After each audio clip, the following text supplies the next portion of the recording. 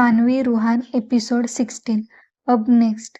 जैसे सानू गाड़ी में बैठ गई, रूहान ने उसे खींचकर अपने नजदीक बैठा लिया और फिर उसे ऊपर से नीचे तक देखते हुए अपनी दबंग आवाज में उससे पूछा, तुम्हें कोई परेशानी तो नहीं हुई ना?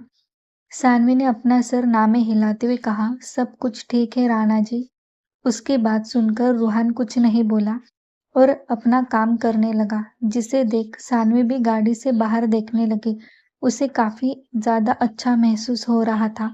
बाहर का नजारा देखकर उसके दिल को ठंडक मिल रही थी, लेकिन इस ठंडक का असर सिर्फ ऊपर ऊपर ही था। उसके अंदर कितना ज्यादा हंगामा मचा हुआ था, ये सिर्फ वही जानती थी।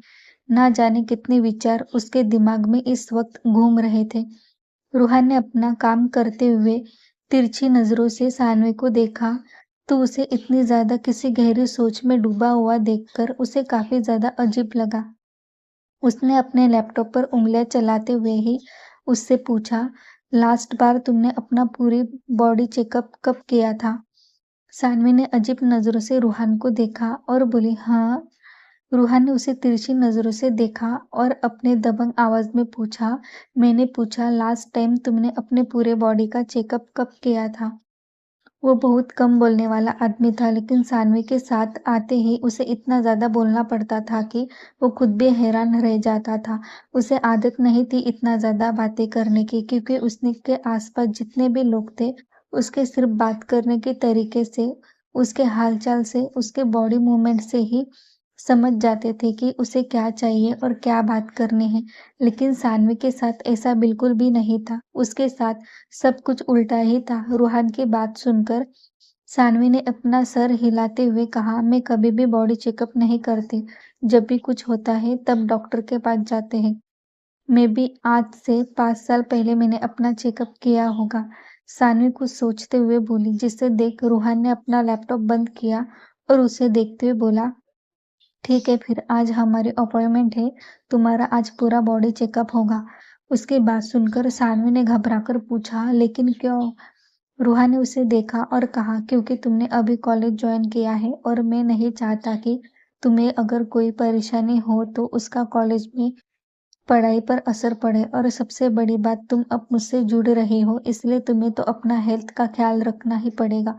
उसकी बात सुनकर सानवी को अच्छा लगा कि रूहान उसकी इतनी ज्यादा केयर कर रहा है, पर उसके क्या पता था रूहान आज उसके शरीर के साथ क्या करने वाला था। फिर सानवी ने रूहान से पूछा, लेकिन ऐसा क्यों? बॉडी चेकअप करने की क्या जरूरत है? मैं ठीक हूँ। रूहान ने उसे देखते हुए कहा, क्योंकि अब हम दोनों एक होंगे और उस दिन तो हमने बस कुछ ही इंटीमेसी की थी। आज के बाद तो हर वक्त कभी भी किसी भी वक्त हम दोनों ये सब कुछ करेंगे, तो हमें हमारे हेल्थ का ख्याल रखना ही पड़ेगा। उसकी बात सुनकर सानवी ने अपनी आंखें छोटी करके कहा, उस दिन करते हुए तो आपने इस बारे में नहीं सोचा? रूहान ने उसे छेड़ते हुए कहा, हाँ नहीं सोचा, क्योंकि मैंने सेफ्टी यूज की थी। उसकी बात सुनकर सानवी झट से बोली, नहीं आप झूठ कह रहे हैं, आपने सेफ्टी यूज नहीं की थी। उसकी बात सुनकर रूहान ने अपने चेहरे पर तिरछी मुस्कुराहट ली और बोला, अच्छा तुम्हें इतना अच्छे से पता है? उसकी बात सुनकर सानवी की बोलती बंद हो गई और वो हकलाते हुए बोली, नहीं नहीं, मैं मेरा कहने का मतलब था कि मुझे ऐसा लगा। उसकी बात सुनकर रूहान ने उसे छेड़ते हुए कहा, लगता है तुम्हें काफी ज्यादा डीपली फील हुआ था। ओ, अब समझ आया तुम्हारे मुंह से वो चीखें क्यों निकल रही थी। अब तो सानवी के पास कोई जवाब ही नहीं था। वो चुपचाप अपना सर झुकाकर बैठी रही। उसका दिल जोरों से धड़क रहा था। उसके सामने उस दिन का सारा सीन आ गया था, जिसे देख रूहान ने फिर से उसे बिल्कुल भी नहीं छेड़ा और अपना काम करने लगा। कुछ वक्त बाद वो लोग हॉस्पिटल पहुंच चुके थे। जब वो लोग हॉस्पिटल पहुंचे, उसके गार्ड्स ने इन दोनों को घेर लिया और वीआईपी एरिया में चले गए, जो स्पेशली रूहान के लिए था। रूहान और सानवी जैसे ही अंदर आए, वहां पर कबीर और वीरेन पहले से ही मौजूद था। रूहान ने सानवी को देखा और कहा, आगे से लेफ्ट, देव लेडी क्वीन को लेकर जाओ। देव ने अपना सर हिलाया और फिर सानवी को अपने साथ आने का इशारा किया, जिसे देख सानवी ने रूहान को देखते हुए पूछा, क्या आप मेरे साथ नहीं आएंगे? रूहान ने उसे देखते हुए कहा, मैं भी आ रहा हूँ बेबी, लेकिन पहले तुम जाओ। वो कुछ ब्लड टेस्ट लेंगे तुम्हारा, तब तक मैं आ रहा हूँ। फिर सानवी देव के साथ चली गई। उसके जाते ही कबीर ने वीरेन को इशारा किया तो वीरेन ने रूहान को देखते हुए कहा, ये सब करना सच में जरूरी है? तुम कहो तो हम किसी को तैयार कर लेते हैं। रूहान ने उसे एक टफ लुक दिया तो वीरेन हड़बड़ाते हुए बोला, देखो हम तुम्हारे भले के लिए कह रहे हैं। अगर तुम उसे अपने साथ रहने के लिए सब कुछ कर रहे हो तो ये बहुत ज्यादा गलत है यार। रूहान ने उसे घूरते हुए अपनी दबंग आवाज में कहा, but I don't think so. उसे मेरे साथ रखने के लिए मेरे पास और भी रास्ते हैं। मुझे उस पर किसी भी बात की जबरदस्ती ना करते हुए वो खुद मेरे साथ रहने के लिए तैयार होगी। You will see. रूहान ने उसे घूरकर कहा और फिर वह तेजी से उस तरफ चला गया जहां पर सानवी को रखा हुआ था। सानवी को एक बेड पर लेटाया गया था और उसके कुछ टेस्ट किए जा रहे थे, जिससे सानवी बहुत ज्यादा उकता गई थी। उसे बहुत ज्यादा चिढ़ हो रही थी। लगभग आधा घंटा हो गया था वो उसी बेड पर लेटी हुई थी। रूहान वहीं बैठकर उसे देख रहा था। कुछ टेस्ट हो जाने के बाद सानवी को वहीं पर बैठा दिया गया, जिससे सानवी बहुत ज्यादा बोर हो रही थी। लेकिन रूहान उसे देखते हुए बिल्कुल भी बोर नहीं हो रहा था।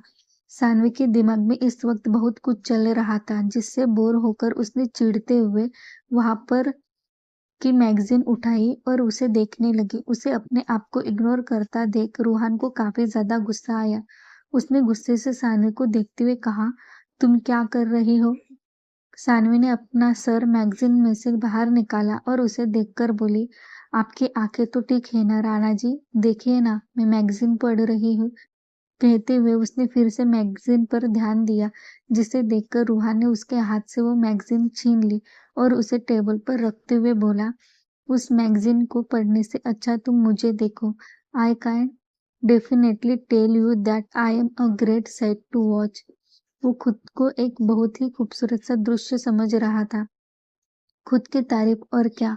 उसकी बात सुनकर सानवी ने मुंह बनाते हुए कहा, आपको देख देख कर मैं बहुत ज्यादा बोर हो रही हूँ।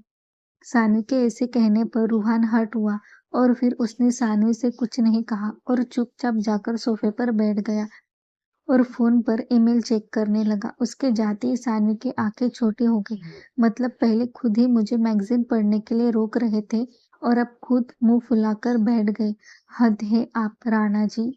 उसने रूहान को बहुत प्यार से आवाज लगाई, Rana ji. No response. Rana ji. Again no response. Saanvi ने अपनी आंखें घुमाई और कुछ सोचने लगी तो उसके कान में रूहान की जबरदस्त गुस्से भरी आवाज पड़ी, you roll your eyes again, now be prepared for punishment also.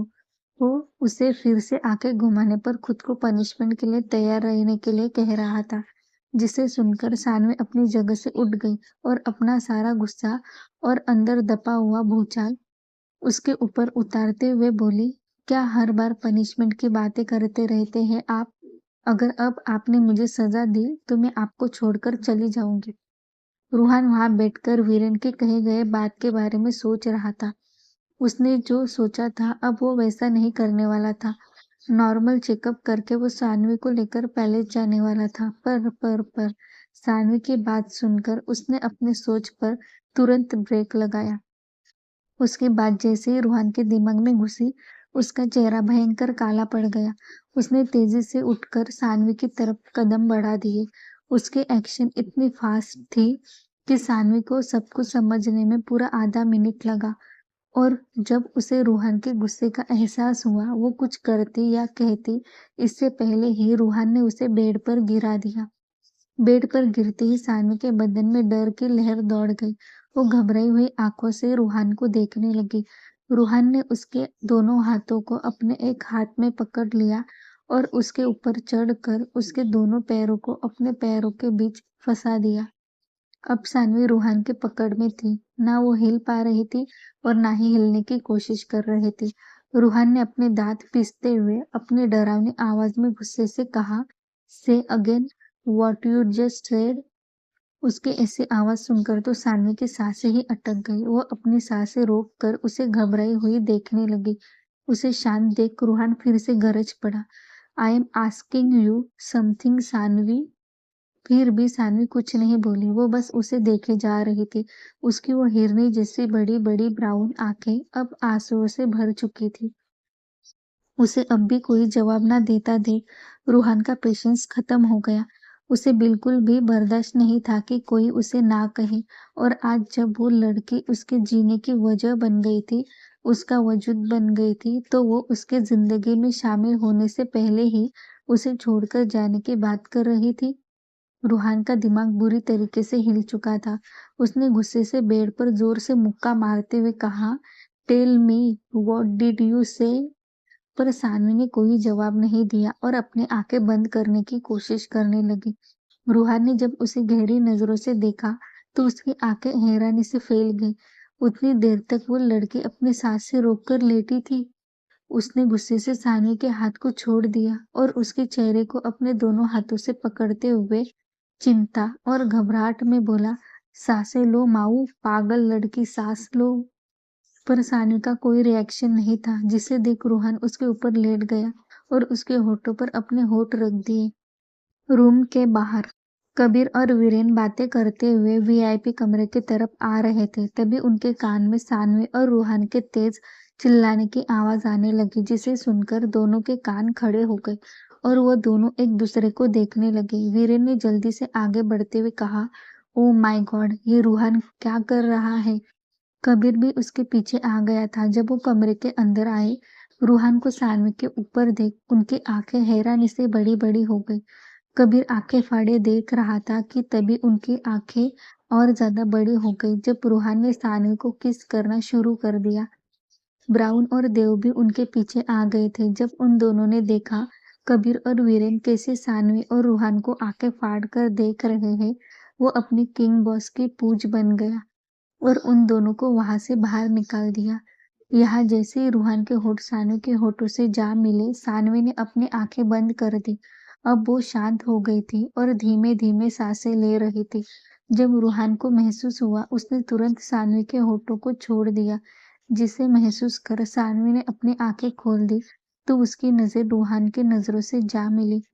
Ruhaan उसे एकटक देखे जा रहा था। आंखों में अब भी गुस्सा था उसके, जिसे महसूस कर सानवी को बहुत डर लग रहा था।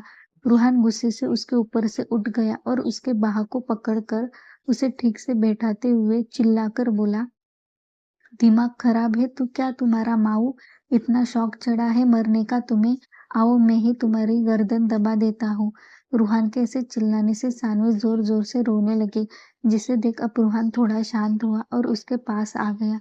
जैसे ही रूहान सानवी के नजदीक आया, सानवी ने उसके सीने पर मारते हुए कहा, भेड़िया, आप भेड़िया है, जंगल वाले भेड़िया, भेड़िया भेड़िया भेड़िया। कहते हुए सानवी ने रूहान के बाल को पकड़ने की कोशिश की, पर वो नाकामयाब रही, क्योंकि वो ऐसा करती उससे पहले ही रूहान ने उसके हाथों को कसकर पकड़ लिया था और उसे आंखें दिखाते हुए बोला, डोंट टच माई हेयर स्माऊ, ये हक तुम्हें तभी मिलेगा जब तुम मेरे साथ बेड पर रहोगी। रूहान की बात सुनकर सानवी हैरान रह गई। उसने अपनी बड़ी बड़ी आंखों से उसे देखा और अपनी नजरें घुमा दी, जैसे अब उसे रूहान का चेहरा ही देखना हो। उसके ऐसे नजरें घुमाने से रूहान ने उसे घूर कर देखा। तभी कबीर अंदर आते हुए बोला, तुम्हारा रोमांस खत्म हो गया हो तो शुरू करे। रूहान ने उसे अपनी डरावनी नजरों से देखा और बोला, डू इट। उसकी बात सुनकर कबीर आगे आया। सानवी ने उसे भी घूरकर देखा तो कबीर ने उसे इंजेक्शन दिखाकर डराना चाहा, पर उसकी हरकत उसी पर भारी पड़ी और सानवी चिल्लाकर बोली, राणा जी, आपके दोस्त हमें छेड़ रहे हैं। सानवी की बात सुनकर रूहान का चेहरा गहरा हो गया। उसे कबीर पर बहुत ज्यादा गुस्सा आया और उसने अपना चेहरा डरावनी तरीके से पीछे घुमा दिया, जिसे देख कबीर सीधा नीचे। मिलते हैं नेक्स्ट एपिसोड में। Thank you. Thanks for watching. आगे कहानी को जानने के लिए चैनल को सब्सक्राइब कर दीजिए और आगे के एपिसोड जानने